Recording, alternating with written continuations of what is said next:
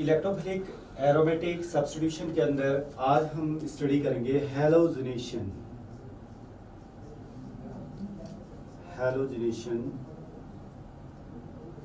पहला क्वेश्चन ये राइज होता है कि how many types of halogenations are possible, क्योंकि कुछ एरोमेटिक कंपाउंड में हैलोजिनेशन बेंजीन रिंग में होता है, बेंजीन रिंग या कहें कि एरोमेटिक कंपाउंड में होता है। कुछ में क्या होता है कि साइड चेन में होता है, साइड चेन। तो दो तरह के हैलोजिनेशन रिएक्शंस हैं।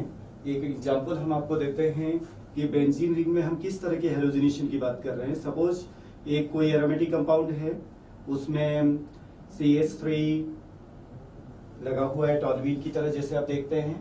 तो अगर आप H हटा करके Cl लगाते हैं या H हटा करके F लगाते हैं, H हटा के I लगाते हैं, तो उसको तो बोलते हैं कि हम बेंजीन रिंग में सब्स्टिट्यूशन हैलोजिनेशन कर रहे हैं।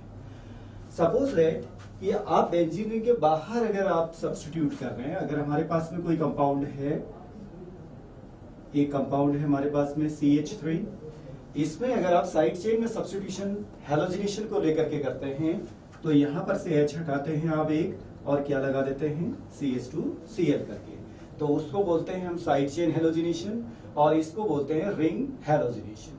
तो दोनों में जो है डिफरेंस जो हमारा रहेगा वो मैकेनिज्म को लेकर के रहेगा। तो अब हम ये समझने की कोशिश करेंगे कि कब होगा रिंग में सब्स्टिट्यूशन, कब होगा साइड चेन में सब्स्टिट्यूशन। लेट की कंपाउंड हम आपको दे रहे हैं जिससे कि दोनों चीजें आप समझें। एक कंपाउंड हमारे पास में है टॉल्यूइन। अगर इस टॉल्यूइन की रिएक्शन हम कर दें क्लोरीन के साथ में और एक कैटलिस्ट की प्रेजेंस है, लेट की हम कैटलिस्ट एक ले लेते हैं AlCl3। AlCl3 should be anhydrous. तो तब कुछ एक तरह के सब्स्टिट्यूशन रिएक्शन होती है, उस सब्स्टिट्यूशन के लिए हम बोलेंगे रिंग सब्स्टिट्यूशन। लेकिन अगर यहीं पे थोड़ा सा हम चेंज कर रहे हैं, कंडीशन को बदलें, रहेगा प्लस Cl2 ही रहेगा, लेकिन यहां पर की कंडीशन हमारी बदल जाती है Hν की प्रेजेंस में। Hν मीन्स है सनलाइट की प्रेजेंस है। अगर आप प्रकाश की प्रेजेंस में इस रिएक्शन को करते हैं तो प्रोडक्ट दोनों में अलग अलग प्रोडक्ट बनेंगे। अब देखते हैं क्या प्रोडक्ट बनते हैं। अगर आप टॉल्यूइन की रिएक्शन क्लोरीन के साथ में करते हैं AlCl3 की प्रेजेंस में, तो प्रोडक्ट हमारा ये बनेगा। पहले प्रोडक्ट हम आपको बता देते हैं, उसके बाद कैसे वो मैकेनिज्म होती है वो उसके बाद बताते हैं। CH3 है, ऑर्थो पोजीशन पे Cl लग जाएगा और पैरा पे भी Cl लगेगा। इट मींस दो प्रोडक्ट हमारे बनेंगे। दूसरा हमारा जो प्रोडक्ट है उसमें Cl जो है हमारा पैरा पोजीशन पे लगेगा। एक को आप बोलते हैं ऑर्थो और दूसरे को पैरा बोलते हैं। दोनों में अगर बात आती है कि which one is minor and which one is major, कौन ज्यादा बनेगा कौन कम बनेगा, तो आपको पता होना चाहिए कि यहाँ पे CH3 और Cl ग्रुप जो हैं, because of close these two are repel to each other, दोनों एक दूसरे को रिपेल करेंगे, तो इसकी वजह से ये वाला प्रोडक्ट तो हमारा कम बनता है। और these two are far from each other, that's why less repulsion, it means more। Okay, अब इसी को अगर आप सनलाइट की प्रेजेंस में करते हैं तो कितना अंतर आ जाता है प्रोडक्ट में, देखिए। इसलिए हमेशा याद रखिएगा केमिस्ट्री में अगर आपकी कंडीशंस बदलती हैं, रिएक्शन का मीडियम चेंज होता है, तो प्रोडक्ट भी हमारा क्या हो जाएगा, चेंज हो जाएगा। यहाँ पर सनलाइट की प्रेजेंस में अगर क्लोरीन इससे रिएक्शन करता है तो प्रोडक्ट हमारा ये बनता है, ये हो गया। यहाँ पर बनेगा हमारा CH2Cl और प्लस हो जाएगा HCl तो ऊपर भी बनेंगे HCl। ओके, तो ये जो मेन प्रोडक्ट है, देखिए कितना अंतर आ गया। इसमें रिंग में आपका Cl लगा हुआ है, इसमें CH2 में H यहाँ पर हट करके Cl लगा हुआ है। ये है साइड चेन प्रोडक्ट, ये है रिंग प्रोडक्ट। ओके, अब ये दोनों में डिफरेंस क्यों हुआ? ये सब डिफरेंस है due to its mechanism, due to its catalyst और ड्यू टू इट्स मीडियम। अब स्टेप बाय स्टेप दोनों को हम पढ़ेंगे कि पहले AlCl3 की प्रेजेंस में जो ये Cl2 हमने लिया हुआ है वो बेंजीन रिंग में कैसे अटैक करता है, और सनलाइट की प्रेजेंस में क्लोरीन में ऐसा क्या हो जाता है कि वो साइड वाले में सब्स्टिट्यूट होता है। तो पहले हम पढ़ेंगे रिंग सब्स्टिट्यूशन को लेकर के। तो जब टॉल्यूइन की रिएक्शन होती है Cl2 के साथ में in the presence of AlCl3, तो जो मैकेनिज्म होती है उसको हम बोलते हैं इलेक्ट्रोफिलिक सब्स्टिट्यूशन रिएक्शन। लेकिन अगर आप साइड में बनाते हैं in the presence of sunlight, तो वो रिएक्शन होती है फ्री रेडिकल सब्स्टिट्यूशन। तो पूरा मैकेनिज्म बदल रहा है, इसीलिए प्रोडक्ट भी हमारे चेंज हो रहे हैं। तो पहली रिएक्शन हम पढ़ेंगे ring substitution of halogenation. Ring substitution होगा हैलोजिनेशन का, ये Cl2 AlCl3 anhydrous. First step is mechanism में पहला स्टेप आपका रहेगा Cl single bond Cl plus AlCl3। ये जो AlCl3 है ये इलेक्ट्रॉन डेफिशिएंट कंपाउंड है। जब हम इसको पूरा बनाते हैं तो तब पता चलता है कि ये इलेक्ट्रॉन डेफिशिएंट क्यों है, क्योंकि इसमें जो सेंट्रल एटम Al है इसमें आफ्टर बॉन्डिंग विथ 3Cl आप देखेंगे केवल 6 ही इलेक्ट्रॉन हो पा रहे हैं। ऑक्टेट से अभी भी 2 कम हैं, इसीलिए इलेक्ट्रॉन डेफिशिएंट है, इसीलिए इलेक्ट्रोफाइल की तरह भी काम करता है। तो ये क्या करेगा, इसमें से Cl माइनस को अपनी ओर खींच लेगा। तो प्रोडक्ट एक तो बन जाएगा हमारा AlCl4 नेगेटिव और एक बन जाएगा Cl पॉजिटिव। जो Cl पॉजिटिव है ये इलेक्ट्रोफाइल की तरह काम करेगा और Cl पॉजिटिव का जो नाम रहेगा वो रहेगा क्लोरोनियम आयन। इसको हम बोलेंगे chloronium ion. This one act as an electrophile. जो क्लोरोनियम आयन बना हुआ है हमारा पहले स्टेप में, वो दूसरे स्टेप में बेंजीन रिंग वाले कंपाउंड। इसमें अगर हमने अभी बेंजीन लिखा हुआ है, अगर आप पहले देखें तो हमने एग्जांपल टॉल्यूइन का दिया था, हम टॉल्यूइन ही कर देते हैं जिससे कि आपको कुछ ऐसी भी चीजें समझ में आए कि क्यों होता है ऑर्थो, क्यों होता है पैरा, क्यों होता है मेटा। तो हम यहाँ पर टॉल्यूइन को लेकर के ही करेंगे। मैकेनिज्म सबके साथ में एक ही तरह से चलेंगी। तो यहाँ पे टॉल्यूइन जो है वो Cl पॉजिटिव के साथ में रिएक्ट करेगा। तो क्या होगा देखिएगा, जो ये CH3 है, ये CH3 का जो इफेक्ट होता है वो होता है plus I effect. Plus I means inductive effect. Inductive effect means जिसमें कि सिग्मा इलेक्ट्रॉन जो हैं एक जगह से दूसरी जगह डिस्प्लेस होते हैं, उस इफेक्ट को हम बोलते हैं इंडक्टिव इफेक्ट। तो CH3 की वजह से यहाँ पे बेंजीन रिंग में इलेक्ट्रॉन की डेंसिटी बढ़ती है और यहाँ पे ये पाई बॉन्ड आसानी से यहाँ शिफ्ट हो सकता है, जिससे कि टॉल्यूइन में बेंजीन के कंपेयर में सब्स्टिट्यूशन रिएक्शन फास्ट हो सकती है। तो ये पाई बॉन्ड यहाँ शिफ्ट करेगा तो ये Cl पॉजिटिव ऑर्थो पोजीशन पे लग जाएगा। तो हमें जो प्रोडक्ट मिलेगा, पहला स्टेप जो है क्लोरोनियम आयन बनने के बाद, दूसरा स्टेप हमें इस तरह का एक प्रोडक्ट देगा, डबल बॉन्ड, यहाँ पे हमारा पॉजिटिव चार्ज है। तो हम देख रहे हैं CH3 के प्लस आई इफेक्ट की वजह से पाई बॉन्ड हमारा ऑर्थो पोजीशन पे शिफ्ट किया और ऑर्थो पोजीशन पे जैसे ही ये शिफ्ट हुआ Cl पॉजिटिव वहां पे अटैक कर गया, जिससे जो है एक सिग्मा कॉम्प्लेक्स का फॉर्मेशन। सिग्मा कॉम्प्लेक्स, जो ये सिग्मा कॉम्प्लेक्स बना हुआ है, ये सिग्मा कॉम्प्लेक्स इमीडिएटली जो हमारे फर्स्ट स्टेप में AlCl4 नेगेटिव बना हुआ है इसके साथ में रिएक्ट करेगा और फाइनल प्रोडक्ट हमारा बन जाएगा।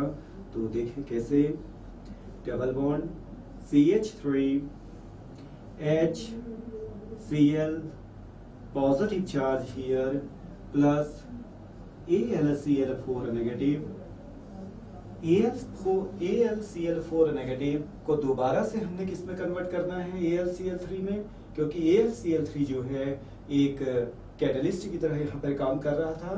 तो इसके लिए हमें क्या करना होगा, इसमें से Cl नेगेटिव को आउट करना होगा और वो Cl नेगेटिव इसमें से H पॉजिटिव को ले लेगा और ये जो पाई बॉन्ड है हमारा, ये जो सिग्मा बॉन्ड यहाँ पे है, ये सिग्मा बॉन्ड हमारा शिफ्ट करेगा CH3 की तरफ, यानी कि जो यहाँ पर पॉजिटिव चार्ज है उसकी तरफ को, और प्रोडक्ट हमें मिल जाएगा, मेन प्रोडक्ट मिलेगा हमें इस तरह से, double bond double bond double bond, CH3 here और Cl here plus AlCl3 and plus HCl.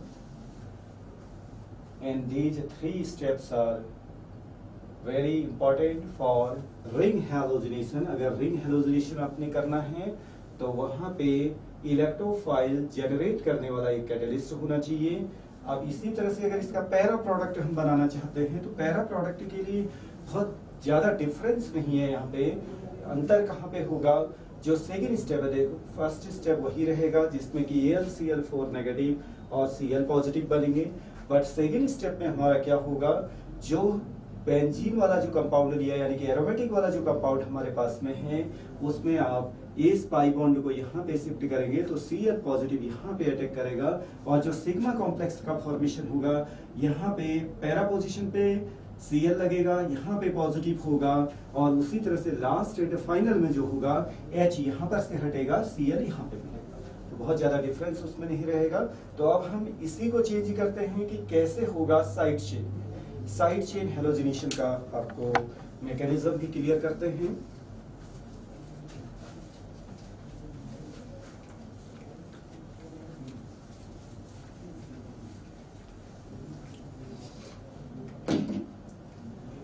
जो ये हमने ओरिजिनल रिएक्शन लिखी थी इसी में कंडीशन बदल देते हैं। देखिए एनहाइड्रस AlCl3 जो था उस एनहाइड्रस AlCl3 को हटा करके अगर उसकी जगह पर आप सनलाइट रख दें तो जमीन आसमान का अंतर हो जाएगा प्रोडक्ट में। आप देखते हैं कि सनलाइट की प्रेजेंस में फ्री रेडिकल बनने के चांस बढ़ जाते हैं। इसी वजह से इस तरह की रिएक्शनें जो सनलाइट को लेकर के होगी वो कही जाती हैं free radical substitution. Free radical substitution. तो अब इसमें पहला स्टेप हो जाएगा हमारा, जो ये क्लोरीन है, chlorine Cl single bond Cl in the presence of sunlight. Sunlight के प्रेजेंस में क्लोरीन के मॉलिक्यूल का होमोलिटिक बॉन्ड फ्यूजन होगा, होमोलिटिक ब्रेकिंग होगी। होमोलिटिक ब्रेकिंग होके जो बॉन्डेड इलेक्ट्रॉन है इक्वली दोनों में डिवाइड हो जाएंगे। तो इस तरह से जो है क्लोरीन फ्री रेडिकल्स इनको हम बोलते हैं, chlorine free radicals, free radicals, ये दोनों ही क्लोरीन फ्री रेडिकल्स होंगे। इनमें हमने एक ही डॉट बनाया है, बाकी इलेक्ट्रॉन जो होते हैं वो इस तरह से अगर पूरा अगर बनाना चाहते हैं तो 1 2 3 4 5 6 ये 7th इसका इलेक्ट्रॉन होगा, 1 2 3 4 5 6 7। तो यहाँ पर भी अगर हम शो करें तो 1 2 3 4 5 6 7th इलेक्ट्रॉन, 1 2 3 4 5 6 7th इलेक्ट्रॉन। कोई भी फ्री रेडिकल जो होता है वो अपने नेचुरल एटम की तरह होगा। जैसे हम देखते हैं कि Cl के आउटर मोस्ट में जो हैं 7 इलेक्ट्रॉन होते हैं, तो फ्री रेडिकल बनने के बाद भी उसमें उसी तरह की पोजीशन होनी चाहिए, तभी जाके उसको हम फ्री रेडिकल फ्री एटम की तरह उसको ट्रीट करेंगे। तो these are very reactive species, reactive species, और रिएक्टिव स्पीसीज होने की वजह से ही ये जो है इलेक्ट्रोफिलिक सब्स्टिट्यूशन रिएक्शन के दौरान जो है हेलोजिनेशन जो होता है यहाँ पर फ्री रेडिकल सब्स्टिट्यूशन होगा, क्योंकि ये रिएक्टिव फ्री रेडिकल स्पीसीज है। तो सेकेंड जो स्टेप होगा हमारा, जो ये फ्री रेडिकल्स हैं ये हमारा एरोमेटिक जो कंपाउंड है उसमें ट्रीट होगा। तो एरोमेटिक कंपाउंड जो हमने लिया है यहाँ पर टॉर्बिन लिया हुआ है CH3। अब क्वेश्चन ये अराइज होता है कि बच्चे बड़े कंफ्यूज करते हैं इसमें ऑर्गेनिक केमिस्ट्री के इस पार्ट को लेकर के कि ये Cl पॉजिटिव यहाँ पे अटैक करेगा या यहाँ पे अटैक करेगा। दो चीजें यहाँ पर हैं कि आपके पास में ऑप्शन दो हैं, हमें दोनों ऑप्शन को देखना है कि among these two which one is correct, that depend upon the stability of the product। जो बनने वाला प्रोडक्ट है उसकी स्टेबिलिटी पर डिपेंड करता है कि रिएक्शन कैसे होगी। सपोज अगर ये Cl डॉट यहाँ पर से H हटा करके जो स्पीसीज बनेगी अगर वो स्टेबल होगा तो वही करेगा, अगर ये Cl डॉट यहाँ से H हटा करके जो बनने वाला वो अगर स्टेबल हो तो वो करेगा। दोनों में जिसकी एनर्जी कम होती है उसको स्टेबल मॉलिक्यूल बोलते हैं, जिसकी एनर्जी ज्यादा होती है उसको अनस्टेबल मॉलिक्यूल बोलते हैं। तो ऑर्गेनिक केमिस्ट्री में या किसी भी केमिस्ट्री में या पूरे साइंस में अगर आप देखें, जो कम एनर्जी वाला कंपाउंड होगा वो हमेशा उसका लाइफ टाइम जो होगा ज्यादा होगा, जो ज्यादा एनर्जी का जो कंपाउंड होगा उसका लाइफ टाइम जो है हमेशा कम होगा। वही चीजें हमें यहाँ भी फॉलो करनी है। तो ये Cl क्या करता है, यहाँ पर से देखिए CH3 जो यहाँ पर था उसको हम अलग अलग कर देते हैं, CH CH CH। ये Cl डॉट इस CH CH CH बॉन्ड को होमोलिटिकली ब्रेक करेगा, तो यहाँ पर जो H डॉट बनेगा उस H डॉट को ये Cl डॉट लेकर के अलग हो जाएगा, तो एक तो बन जाएगा हमारा HCl। ये HCl है हमारा साइड प्रोडक्ट। उसके अलावा जो बची हुई स्पीसीज है अगर उसको देखें तो ये H डॉट तो ये अलग हो गया, ये वाला बॉन्ड जब यहाँ आया तो यहाँ पर बन गया CH2 डॉट और ये बाकी चीजें अपनी जगह बनी हुई हैं। तो इस तरह से ये बना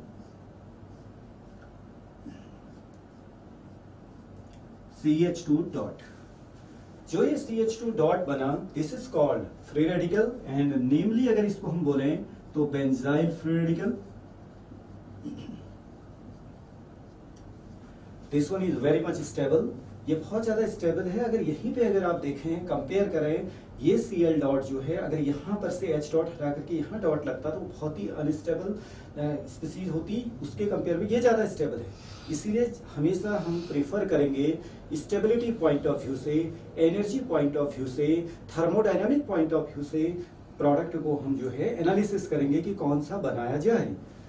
उसके बाद क्या होता है, जो बेंजाइल फ्री रेडिकल है वो थर्ड स्टेप में जो दूसरा हमारा बचा हुआ है, देखिए Cl डॉट, एक Cl डॉट को हमने यूज कर लिया सेकेंड स्टेप में जिसका कि हमने HCl बना दिया, बट एक दूसरा जो Cl डॉट है उसको हम क्या करेंगे, CH2 dot plus Cl dot, ये CH2 डॉट से ये Cl डॉट बॉन्ड बनाएगा, तो हमें जो फाइनल प्रोडक्ट मिलेगा वो इस तरह का प्रोडक्ट एक मिलेगा, डबल बॉन्ड और यहाँ पे आ जाएगा CH2Cl। तो this is called benzyl chloride because of form from benzyl free radical. तो ये है बेंजाइल क्लोराइड। तो जैसा कि अभी हमने देखा टॉल्यूइन के साथ में क्लोरीनेशन हमने किया, सनलाइट की प्रेजेंस में क्लोरीनेशन किया तो बेंजाइल क्लोराइड बना। लेकिन अगर यहीं पर सनलाइट की प्रेजेंस न हो करके AlCl3 की प्रेजेंस में किया तो ऑर्थोक्लोरोटॉल्यूइन और पैराक्लोरोटॉल्यूइन बने हैं, तो अलग अलग प्रोडक्ट बने हैं। तो इससे हमें यह पता चलता है कि किसी भी रिएक्शन को समझने के लिए, इसी रिएक्शन के प्रोडक्ट को समझने के लिए उसके मीडियम का सबसे इंपॉर्टेंट रोल है। तो कोशिश करिएगा मीडियम को समझने की, और उस मीडियम का क्या रोल है, कैसे वो इंटरमीडिएट जनरेट करता है, कि वो कार्बोनियम आयन जनरेट करेगा या न्यूक्लियोफाइल जनरेट करेगा या कार्बेनाइन जनरेट करेगा, क्या वो जनरेट करेगा। अगर आपको ये पता चल गया तो समझ लीजिए रिएक्शन को कंप्लीट करना बहुत आसान हो जाता है। इसके बाद जो नेक्स्ट हम आपको बताएंगे, कुछ रिएक्शंस और भी हमारे पास में हैं। ये थी हमारी हेलोजिनेशन। अब जैसे फ्रीडल क्राफ्ट एसाइलेशन रिएक्शन है, वो भी एक इलेक्ट्रोफिलिक सब्स्टिट्यूशन रिएक्शन है, तो उसको देखिएगा।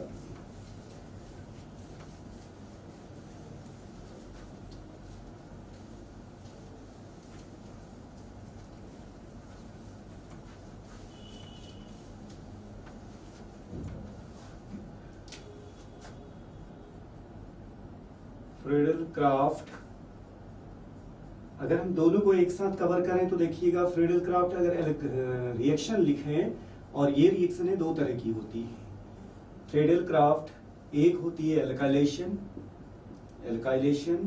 और एक होती है एसाइलेशन।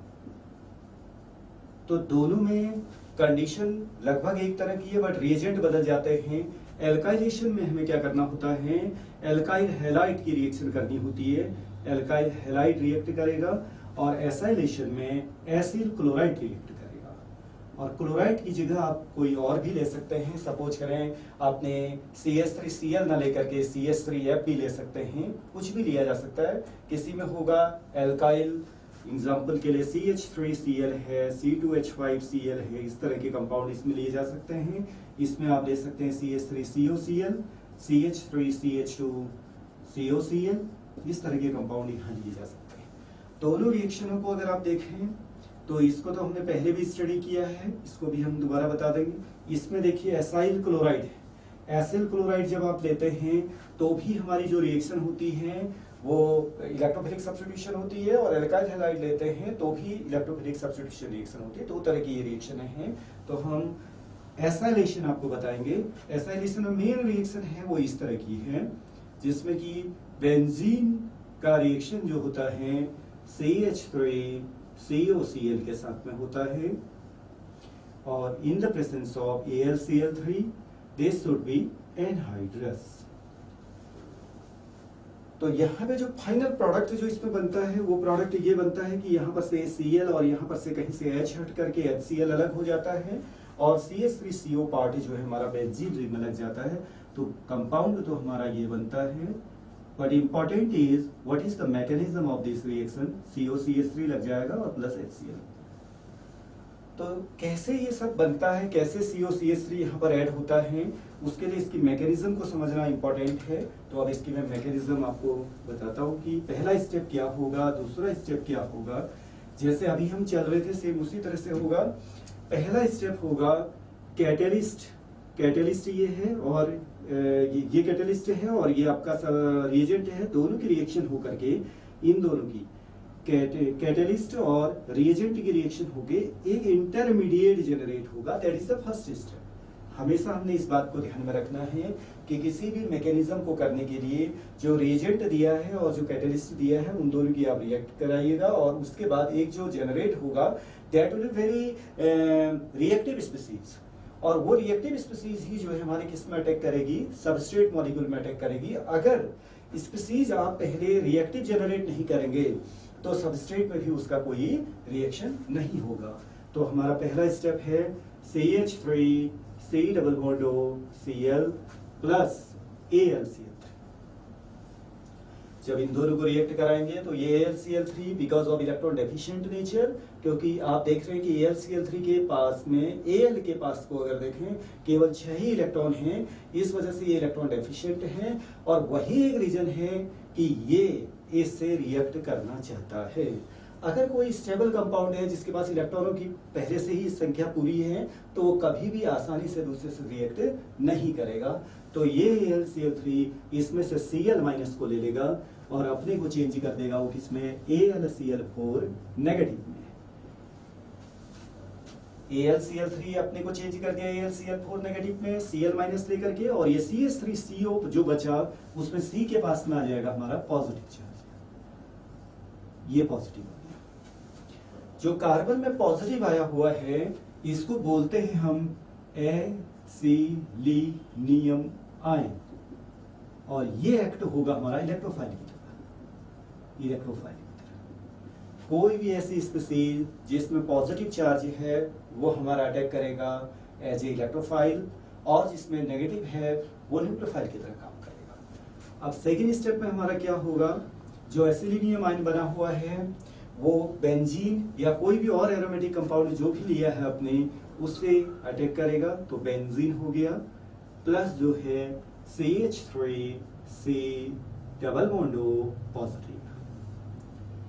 अब क्वेश्चन ये अराइज होता है कि ये कैसे अटैक करेगा। ये सेम उसी तरह से जो हमारा इलेक्ट्रोमैग्नेटिक इफेक्ट पहले के रिएक्शन में हुआ है सेम उसी तरह अटैक होगा। ये पाई बॉन्ड, किसी भी पाई बॉन्ड को आप चाहे इसको शिफ्ट करें, इसको शिफ्ट करें, इसको शिफ्ट करें, because in this benzene all are equivalent, क्योंकि पहले से कोई सब्स्टिट्यूशन अगर नहीं है, बेंजीन रिंग में पहले से कोई ग्रुप अगर नहीं लगा है, तो जितने भी इसमें पाई बॉन्ड हैं उनकी जो स्ट्रेंथ है वो बराबर है, उनमें कोई चेंज नहीं होगा। तो आप किसी भी पाई बॉन्ड को शिफ्ट कर सकते हैं, जैसे इसको हमने यहाँ शिफ्ट किया, और ये शिफ्ट किसने किया, वो इसने किया। That's why this effect is called electromagnetic effect. आपको कभी भी रिएक्शन करनी है तो inductive effect, mesomeric effect, electromagnetic effect हमेशा याद रखनी चाहिए। ये इंडक्टिव में भी आपको पता होना चाहिए कि कुछ होते हैं प्लस आई ग्रुप, कुछ होते हैं माइनस आई ग्रुप। उसी तरह से आपने देखा होगा मेसोमेरिक इफेक्ट है, उसमें से कुछ ग्रुप होते हैं प्लस M ग्रुप होते हैं, कुछ होते हैं माइनस M ग्रुप होते हैं। उसी तरह से इलेक्ट्रोमैग्नेटिक इफेक्ट में प्लस EB होता है, माइनस EB होता है। तो ये यहाँ पे जो है CH3CO यहाँ पे अटैक कर रहा है सबस्ट्रेट मॉलिक्यूल पे, तो क्या कर लेगा ये बेंजीन में पॉजिटिव चार्ज डेवलप करेगा यहाँ पे, और ये जो है C double bond O CH3 ortho position पे। यहाँ पर ऑर्थो भी नहीं कह सकते इसको, क्योंकि पहले से कोई सब्स्टिट्यूशन नहीं है, ऑर्थो पैरा मेटा यहाँ पर नहीं बोलना है फिलहाल। तो ये पाई बॉन्ड यहाँ शिफ्ट कर गया, तो इसको बोलते हैं हम सिग्मा कॉम्प्लेक्स। जैसा कि अभी तक बोलते आ रहे हैं, सिग्मा कॉम्प्लेक्स क्यों बोल रहे हैं हमने, क्योंकि ये वाला जो कार्बन है, जो पहले कार्बन था, यहाँ पर अगर आप कार्बन को देखें तो this one is sp2 hybridised, 1 2 3 यहाँ पर एक H है।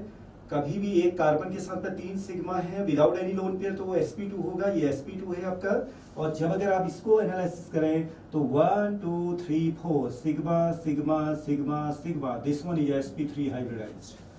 तो इट मींस यहाँ पे जो हमने कंपाउंड शिफ्ट किया है वो sp2 से sp3 की तरफ शिफ्ट किया है। तो इसमें तो हमारा रेजोनेंस होता है, इसमें रेजोनेंस नहीं होता। जिसमें रेजोनेंस नहीं होता है उसको हम क्या बोलते हैं, अनस्टेबल कंपाउंड बोलते हैं। दैट्स व्हाई कंपैरेटिवली बेंजीन के कंपेयर में ये सिग्मा कॉम्प्लेक्स अनस्टेबल है। फिर इसके बाद थर्ड स्टेप जो हमारा हो जाता है, वो थर्ड स्टेप होता है सिग्मा कॉम्प्लेक्स में positive H C double bond O CH3 double bond, इस पे रिएक्शन होगी हमारी।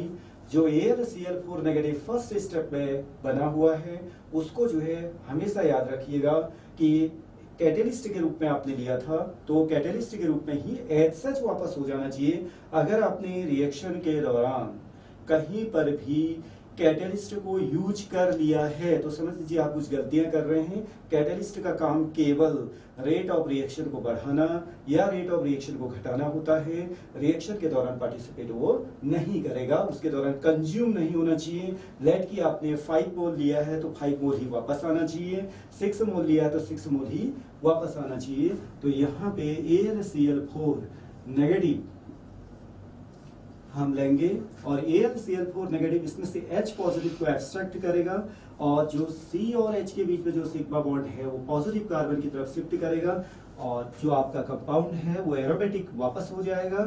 और एरोमेटिसिटी को वापस लाना माने कंपाउंड का स्टेबल बनना हो गया।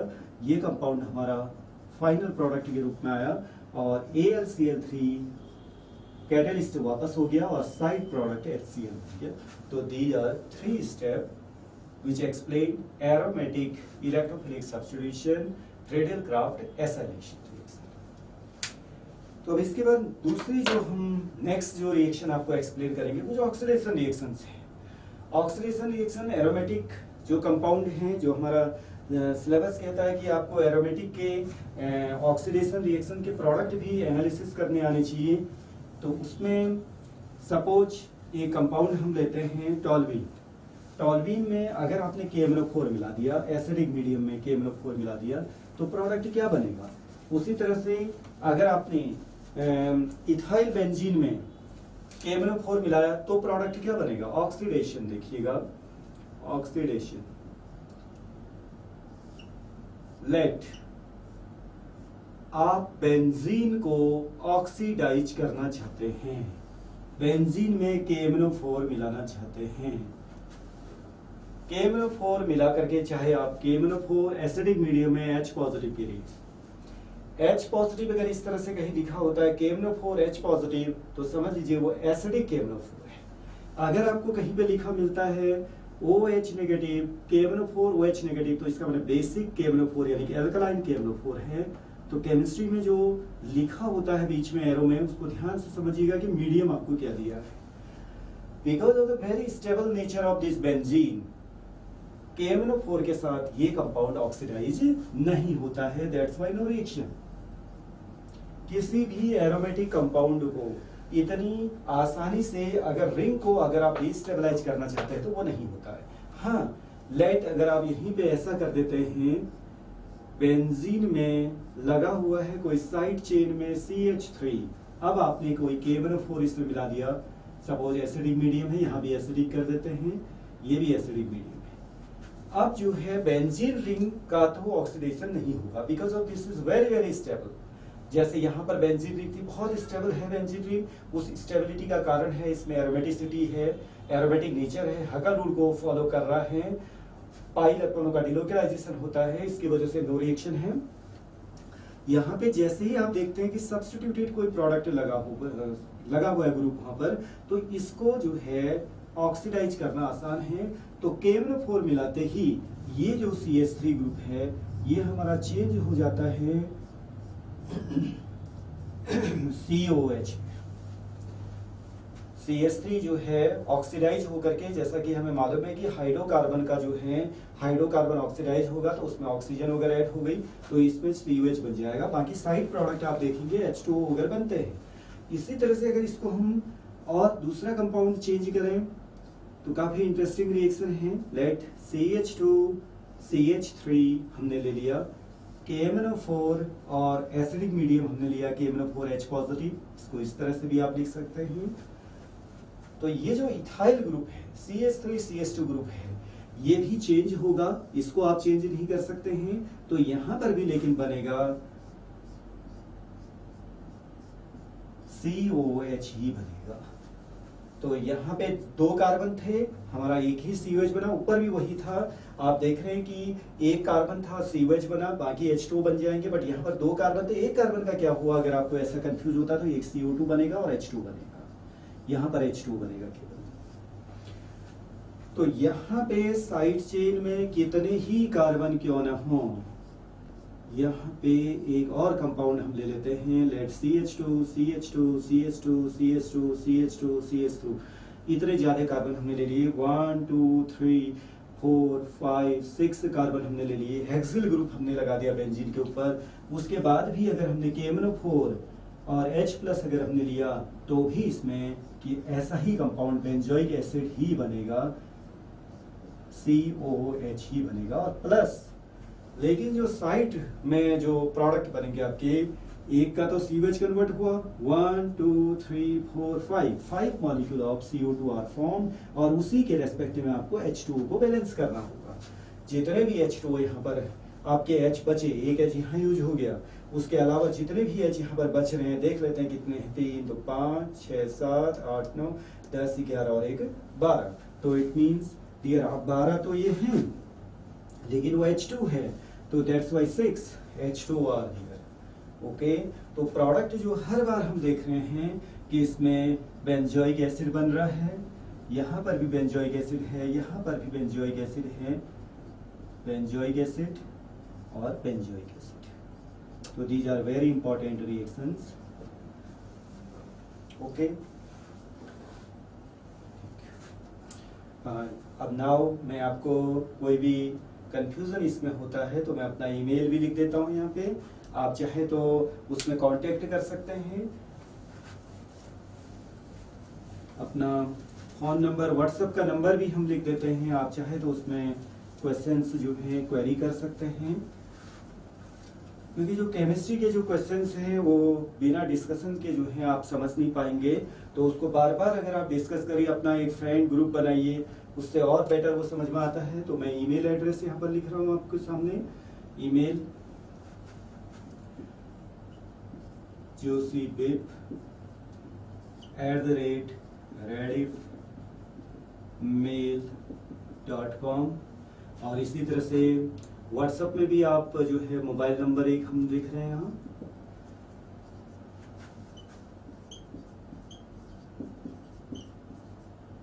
इनमें आप कांटेक्ट कर सकते हैं, तो हम किसी भी समय आपके क्वेश्चन का आंसर दे सकते हैं।